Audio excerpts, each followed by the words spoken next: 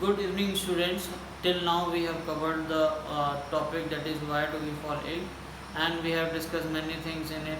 We have discussed vaccines, we have discussed numerous things in why do we fall ill. We have discussed bacteria, virus, fungi, the causal organism of several diseases in human beings.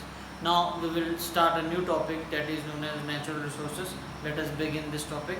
In this topic, we can divide the natural resources broadly into two types, that is inexhaustible and exhaustible resources. Let us differentiate it. Inexhaustible resources are those resources for long period of time they will not be exhausted at all, that is air, water and solar energy.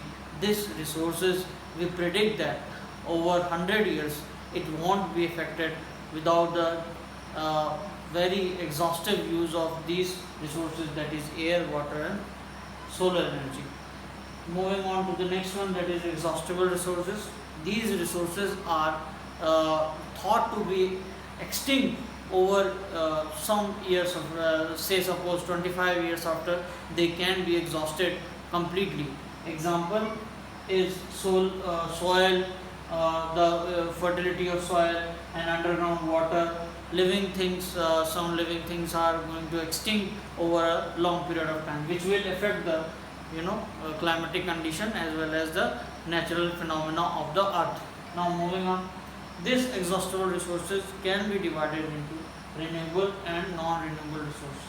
The renewable resources and non-renewable resources are, we can differentiate it.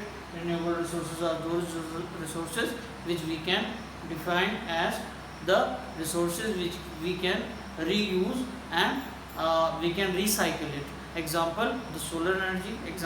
Best example is solar energy. We can recycle and reuse it. Now next one is water. The hydroelectricity can be produced and reused, recycled. This phenomena is applicable in renewable resources. Now next is non-renewable resources. In this non-renewable resources, we can have the example of coal and petroleum.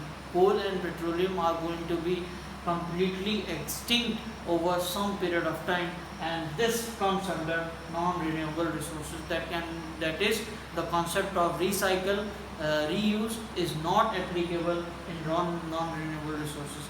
This is very contrast difference between renewable and non-renewable resources. Moving on, the components of natural resources. The component, what are the ingredients, what are the constituents of the natural resources, and that can be divided into broadly into two equal half, that is biotic component and abiotic component. Let us talk about the biotic component. Biotic, simple, living things, all plants and animals which make the natural resources. Example, the tiger living in the forest is a natural resource. The plant in the forest is a natural resource. The small plant is also a natural resource. Once it is small, and over the next year it will be a big tree forming a forest, and that is also a natural resource. We can say a biotic component as a natural resource. Now moving on, the abiotic component. The abiotic components which are non-living but are important for living organism to live on the earth, that is air which we breathe, water which we drink, and the water is the center of every reaction. Every biological reaction is important to have water so that it can be completed. Now the last one is soil, in which the minerals are dissolved. The plants take that mineral, and from the plants it comes to animal. This is the overview of the natural resource, and if you want to revise it broadly, you can say that the types, there are two types, broad type, inexhaustible and exhaustible. Exhaustible can be divided into renewable and non-renewable, and the components of the natural resources are biotic component and abiotic component. This topic is very much essential. It comes under geography as well as the science part or environmental science part. Till watching this, thank you and have a nice day.